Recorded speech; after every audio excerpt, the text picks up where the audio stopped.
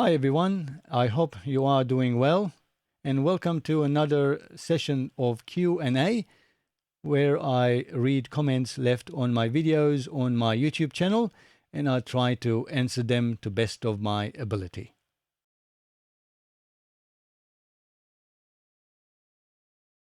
A question from Andrea Moon says, I saw this question but didn't see an answer.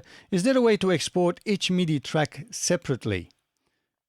And I have actually answered her back saying, normally a MIDI file will include all the 16 channel information. You might try to solo each track and export the multiple MIDI files because MIDI file, technically it will include all of the 16 MIDI channel information, all the notes, velocity and control codes and so on. So you can actually control up to 16 individual sounds within that MIDI module. Now, unless you can try to explain why you need each MIDI track separately exported to a file, maybe we can help you. Maybe you may not need to do individual track output to a MIDI file. Maybe you can just mute them as you're playing back in another system. So if you can explain a bit more, I might be able to be more helpful, but that's the technical sort of requirements of a MIDI file to include all 16 MIDI channels. Even if they don't exist, they will still be created. It's just that no data file or no data will be included in that file, if that makes any sense. And a comment from Jim Wellbrook says, perfect. Was having this problem today with my QX1002 USB using with Zoom app, and this video was spot on. Using the patch cord fixed it. Well done video with great illustrations as well. Thank you, thank you, thank you. Well, thank you. I'm glad it was helpful for you, Jim. And that's on my video about Behringer's Xenix Q502 USB. And how the audio routing works and how to actually get zero latency as well, explanation. So I'm glad it helped. And there's Christopher asked a question very similar to that and how we actually did it. And now Jim is helping Christopher answering that question, how it actually worked in Zoom. See, I help one person and now that person has the knowledge to help another person, which is really, really great. And thanks, Jim, for helping Christopher Ballad as well. And Mustafa Band says, I owned Sonar since 10 years. First time I know what TTS1 is doing. Thank you. And that's on my video explaining how to import a MIDI file and assign all of the MIDI 16 MIDI channels into the built-in VSTi TTS, which is a 16-channel MIDI sound module found in Cakewalk by BandLab. So even after 10 years, they just learned something new. Glad you discovered something new, Mustafa, and I'm glad I helped you out.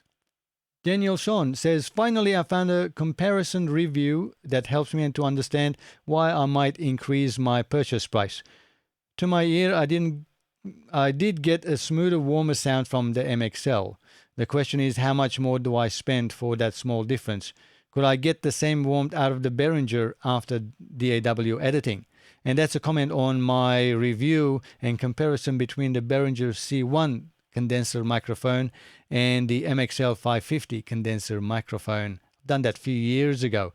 So my answer to that, as I have already answered there, is technically you can't really add something which is not there. So if you want to add warmth into the C1 that doesn't exist, you really can't add it. You can take away things, like if the C1 was very boomy or very muddy or too bright, you'll be able to cut those out and it will work, but you can't really add something to it. So if there's no quality, then you can't really give quality. You cannot fix things in the mix. So better to get a better source. For the price, I mean, the difference between the C1 and the MXL itself, and the MXL 550 comes as a set. You've got the 550 and 551 C, which is a condenser microphone and pen type, and I've done a review on that as well. The price difference is not much, but you get much, much better quality sound from the MXL or any other equivalent. These days, you know, you can get budget priced microphones that perform really, really well. So don't go too cheap. C1 is sort of very entry level, just record any sound microphone, but it's not really great for vocals and acoustic guitars. So you really have to weigh the differences. My answer would be is to save a little bit more money and buy a little bit more still affordable quality microphone. And there are many out there, not just MXL. There's quite a few affordable ones out there. And a comment from Xavier Albany guitar, I guess, on my empty power drum kit to VSTI multi-channel output in Cakewalk by BandLab. And he says, I love the tutorial. Most of video starts telling blah, blah, blah. My grandma made cookies and my neighbor, blah, blah, blah. This one straight to the point and well explained. Thanks a lot. I'm not sure if you have any other video explaining how to process this VST and how to add compressor properly. Well, honestly, all of my earlier videos, I'm talking about maybe 3, 4, 5 years ago, I did the same thing. I blabbed on forever before, like at least 3, 4, 5 minutes before I actually got onto the topic of the video. I thought I was entertaining, but I guess a lot of people just wanted to get into the actual topic itself. But having said that, most of my videos, I try to explain and give preemphasis, so people a background and history knowledge, so that you get a better understanding of why things are not working and why they work certain way. And so many times, people who skip my explanation part, they come back and ask the question, how come it doesn't work this way? Because they missed the information that I gave earlier in the video. They skipped that part. So what I'm trying to do with my videos is try to give background and knowledge. So like similar to the metaphor of, instead of giving you a fish, I'm trying to teach you how to fish. So if that makes sense. Of course, my later videos, I did cut down on a lot of the blabs. So now I do get to the point, but I still make sure that I give all of the information in there. It just gets frustrating sometimes where I do spend the time, do the research, and explain everything, why something doesn't work or why it works a certain way, and people just miss that information and then ask me again in the comments, where they would have never had to ask. They would have gained the knowledge if they actually watched it. Hope that makes sense. So it's a catch-22. Anyway, let's move on. Now, the next question is an interesting one, and I will try to be more unbiased about it, but in certain ways I can't. So let's read the comment, and I'll come back and explain to you. Nilav Nayan Nat says, can we copy the songs from iCloud to a pendrive and then delete the songs from iCloud? This was a question on my Avid's Pro Tools DAW for free, which I think I've done about 4 or 5 years ago, this video, so it's still a bit outdated at the moment. But let me answer the question. Since May 2019, with the Avid's Pro Tools first version 2019.5, Avid allowed you to save unlimited number of projects offline on your own local computer and still allow you to actually have up to 3 projects in the cloud. Now, this feature may look great on the surface, but it's really not, because even though you can create unlimited number of projects offline, there is no option of you being able to save those projects where you want to. It just encrypts, Pro Tools system encrypts all those files and saves them in some obscure location within your file system. I might have to make a video about it and show you where they are saved so that you can safely copy them onto your pen drive. But this is really ridiculous. You shouldn't really need to go to that length. As a software, you should be able to save your project anywhere on your hard drive, on your local hard drive that you like to. But of course, Avid being a proprietary system, including their plugins and all of everything that works within Avid, those project files which are saved on your hard drive are also encrypted. There's really no way about it unless Avid changes the way it works. Then again, I've just recently done a video and expressed my frustration how I actually lost my projects, my local projects, which I was working offline. They were saved on my hard drive, and when I tried to sync them into the cloud, I lost them. Luckily, I actually had my computer backing up regularly, that I didn't lose everything. I was able to restore those files back, and then I had to, instead of starting from scratch, I was, 3/4 way. So I still lost a couple of hours of work that I was doing. So until Avid fixes the problem and allows you to save the local projects anywhere on your hard drive you would like to save, I don't know what to say about it. It's really, really frustrating. You're really not going to get Avid any new clients by doing what they do. If you want new customers to start upgrading into Pro Tools Professional or Pro Tools HD, or subscribe to Pro Tools and everything else, then they really need to work and help people who are just using Pro Tools first to start with.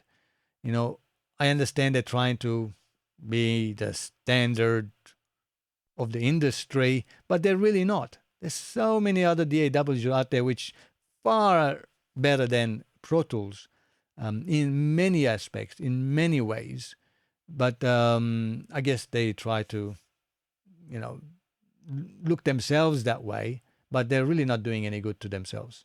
So, to the fact that you can purchase plugins, additional plugins in Pro Tools first, that actually cost more than upgrading to Pro Tools Professional subscription, which just doesn't make sense. You might as well upgrade to the subscription and get the plugins included for free, then try to purchase them in the Avid marketplace. Anyway, that's all I have to say about that. Chris Anderson says, I really, really, really, really hate Cakewalk software. Every aspect of it's horrendously complicated. Please note that I'm not hating on you for explaining the software. Thank you. You have done a good job of explaining it. Thanks for trying, but I have enough of this awful program. Well, Cakewalk has been around for a very long time. And if you watch my videos that I've been doing lately, in the last probably 6 months or so, you can understand the power and flexibility that Cakewalk allows, where some of the other DAWs who've been around even longer, like Pro Tools, don't even come close to it. It is complicated, and I have mentioned this in other videos, that comparing it to, let's say, Studio One or Cubase, it will look complicated for sure, and it's not for a beginner because it allows you to do so much. And Cakewalk by BandLab is the platinum edition of Sonar. So this is where it actually cost about $600-700 to actually buy it. Back then, when it was Cakewalks, it was called Sonar Platinum. So it includes everything. And if you are a beginner, I have to say it's not for beginners. You really have to understand the software. It's like jumping straight from grade 1 to grade 12. High school. It just can't work. You got to go step by step. So if you are new to DAWs, learning about how to record music, Chris, just look at PreSonus Studio One Prime Edition, which is free DAW, and a few others out there that you can try. I wouldn't say waveform free. Waveform free from Traction is also a bit complicated to understand. Very powerful again once you know how to use it. But Studio One Prime might be the first initial steps that you could take to learn about the DAWs, because once you learn that with all of its limitations, then Cakewalk will become much more powerful for you, and you will understand how things work. And you can also watch many of my other new videos from, I guess, July 2019 and upwards. Just look at my playlist in my channel and see if they will help you out to understand the power of Cakewalk by BandLab. I've hardly ever had Cakewalk crash on me. The only crashes that I get sometimes if I've got too many plugins and I've forgotten to change the buffer setting is audio dropouts on playback. So as it's playing back, the audio will drop out, but that's easily fixable. But I haven't had really major problem or any loss of data using Cakewalk by BandLab. I hope that answers that question. I do apologize, but I didn't create Cakewalk by BandLab. I don't know why I'm apologizing, but I hope you change your mind and find out more about Cakewalk by BandLab. And here's another question from Teresa about Cakewalk by BandLab and exporting to a MIDI file. I will read it and I'll try to answer her question. And it says, thanks. I've just confirmed that Cakewalk export all tracks into a single MIDI file. That is true. The file save a copy does the same. Yes, it just makes a copy. Odd that when Cakewalk exports to audio, it has the logic to make files for each track. Well, that's if you selected to export each track as an individual file, that's true. Otherwise, most of the time you have a mix down of the master track into stereo MIDI file, stereo audio file. But anyway, this all-in-one procedure is useless for anyone who doesn't merely want to listen to tacky MIDI playback. Cakewalk is dropping audio when I use native instrument and Garriton instruments in the same project. This may well be because of the resources required to run native instruments. Native instruments, I've got a copy, and it is resourceful. It does use a lot of resources. I'm not sure about Garriton instruments. I was hoping to get my work into Reaper to see if it's more reliable. I'll see there's no point in establishing a workflow for conversion. Okay, I'm just thinking or whining out loud now. Thanks again for settling the question. MIDI itself, it does not obviously have any sound. So you will, if you double click on a MIDI file on a Windows computer or I guess on a Mac, you will get the built-in sound module of Windows and Macs to play those tacky MIDI sounds, right? So that's why I guess you are going into Cakewalk and using native instruments to make a better sound. So my advice would be is to start one sound at a time, so one MIDI channel at a time. So instead of having native instruments connected and added to each of the MIDI tracks and listening all together, what I would suggest to save resources, have one instance of native instruments, select the MIDI channel, let's say MIDI channel 10 or 1, and whatever sound it is. Let's assume it's a piano sound. Then select the piano sound in your native instruments or on Garriton instruments, whichever sound you want, and freeze the audio. What that will do is it will play the MIDI notes for just that single track and record it as an audio file on to another track. And now you can release that native instrument from that channel 1 track because you have an audio file. and so that you don't have 16 instances of native instruments or Garriton instruments. You just record them as you need them. And with playback of audio, it requires less resources than playing a VST instrument through MIDI. I hope that makes sense. And if you need to change something, something is not right, or a MIDI note wasn't correct and you want to change it, or you didn't like the sound, you can always go back to that same MIDI channel and then put the native instrument or Garriton instruments back on there and do the same procedure again. And in the end, you can just play back the audio and process that way. That might help you out. I hope that helps you out, Teresa, because if your computer is low on resources, and I know that Native Instrument is quite resource hungry, and Cakewalk is not the best in resource management at the moment, and that's probably the easiest way you're going to get your music, MIDI sound, or MIDI music sounding the best using Native Instruments and Garriton instruments. Hope that helps. Well, here's another comment from Roberto Alvis, which pretty much follows on what I was just saying about Teresa's comment. And he says, "Hi there, great video, man. And it's on about converting MIDI song file to an audio file with Cakewalk by BandLab and TTS1. I thought you would be showing how to convert the MIDI to audio track, which I was just talking a minute ago. You can make another video like this. Maybe I should. Get the output from a MIDI track being recorded to an audio track with the input set from the MIDI track. So you finally have an audio track from a MIDI.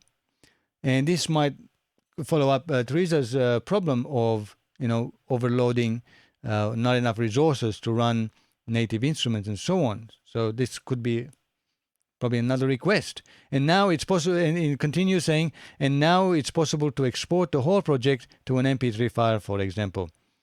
It's great to do with a drum MIDI, splitting each note to a different track, then adding a drum VST, applying effects on each drum part, and finally converting it to audio. I think it's the most wanted thing to do with a MIDI file. Yes, you might be right, Roberto. I guess that's what most people who have MIDI want to know how to do, is to convert it into an audio. And, quality sounding audio using virtual instruments, high quality sounding virtual instruments. I used to do this more than 15 years ago. I've been away for all this music recording stuff for a long time. Thanks, regards from Rio, and stay home. Thank you, Roberto. I hope you stay home as well, and I hope you come back to music. Thanks for that comment. I might be able to plan to do a video of how to convert MIDI and using not just TTS1, but let's say high quality audio sounding or maybe sampled sounding VST instruments, not like Native Instruments or similar, or maybe IK Multimedia sample tank, and how to convert them into audio and then be able to mix audio rather than MIDI notes. Thanks for that. And another comment from Brigitta on my unboxing video of the Yamaha AG03 USB mixer. And she says, thanks for this great video and your other videos also. You're welcome. I have the same mixer at home and I am just starting to really utilize all its features to record my own songs. Could you please tell me, as I have not been able to find any info on this so far, whether I need a DI box for the guitar and keyboard inputs? Thanks in advance. Well, I believe I've already answered there, saying thanks, no need for the DI when you press the guitar selection for input 2. And when using as a line input 2 and 3, they are balanced input. So again, no DI required. AG03 is one of the best audio investments I have ever made. And she replied back, thank you. And what you're hearing now, this microphone is actually going to my Yamaha AG03. My audio being captured is Yamaha AG03. Every video that I have made since I purchased that Yamaha AG03 is from that audio interface. All my YouTube videos, audio is from that. It's one of the best useful small mixers that I have invested in, as I mentioned. It's got effects built in already, compression, and EQ, and as well as guitar amp simulator, and so on. I've done few videos on it, and it's really, really great, fantastic, clear. It goes up to 192 kilohertz sampling rate, which is, for its size, it's phenomenal. You can use it standalone. You just plug a power into it, and you can use it as a standalone mixer with a microphone and a guitar, or microphone and keyboard. You've got your outputs, and it's got a loopback function that allows me to do screen captures, and everything works just seamlessly. It has never let me down, ever, ever. So it's one of the best investment I ever have. So it's right there, and that's what you are hearing from. I would highly recommend it. For the price, it's just unbelievable. Definitely. I would not hesitate to recommend the Yamaha AG03 or the AG06, which has a few more additional microphone inputs with a heartbeat. No problem at all. No problem at all. Well, that's it for this session. It's been a long one this time around. I hope I answered all of the questions and for the comments left on my videos. And if you have a question on any of my videos, further explanation, as you can see, a lot of times I do comment and answer back if it's something I can answer in few sentences. Otherwise, ask me the question and I will include it in my next Q&A session in few weeks' time. Again, as always, thanks for watching and have a great time making music. Cheerio, guys.